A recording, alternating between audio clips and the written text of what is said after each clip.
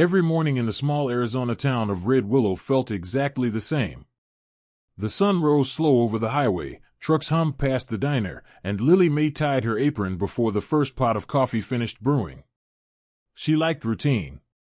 It made life predictable, safe, and easy to survive. At 6:10 sharp, the bell above the door rang, and the old biker walked in. White beard, sun-beaten skin, leather vest with a faded Hell's Angels patch. He always chose the same corner booth, nodded politely, and waited. Lily never asked questions. In diners, silence was often kinder than curiosity.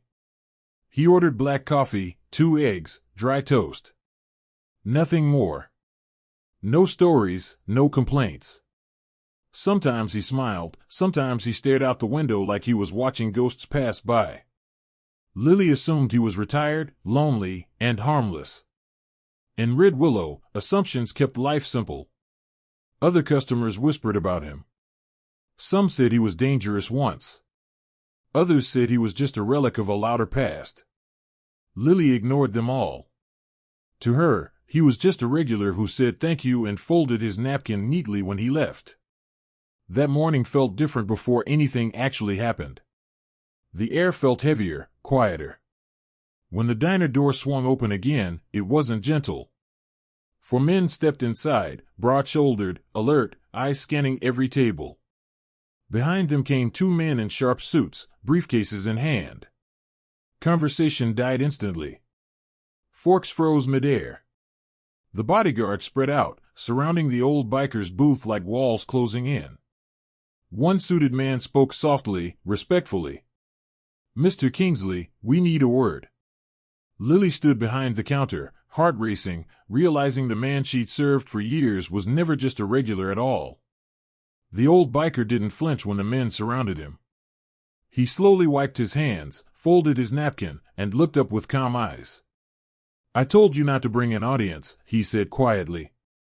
His voice carried weight, the kind that didn't need volume to command respect. One lawyer leaned closer, lowering his tone. "Sir, Washington wants this handled today." The biker nodded once, as if he had expected it for years. Lily watched from behind the counter, realizing the room felt smaller, like history itself had walked in and demanded attention. The biker stood, and every bodyguard straightened. He reached into his vest and pulled out a worn wallet, not a weapon. From it, he slid a business card onto the table. Gold lettering. A real name. Not a nickname. Not a legend. A name Lily had seen on news screens long ago. Customers stared in disbelief as whispers spread. This wasn't just a Hell's Angel. This was the man who had funded peace treaties between rival biker factions, the one who vanished before federal indictments fell. He had chosen obscurity, a diner booth, and quiet mornings over power.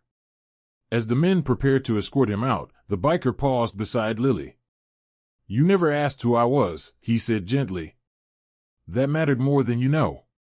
He slipped something into her apron pocket before she could respond.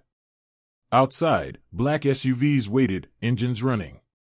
The diner door closed behind them, and sound rushed back into the room. Lily stood frozen until the morning rush resumed, though nothing felt normal anymore. The town of Red Willow would talk about this day for decades.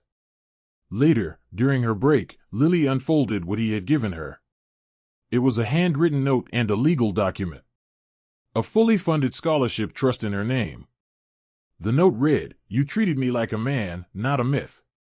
That's rare. Build the life you deserve."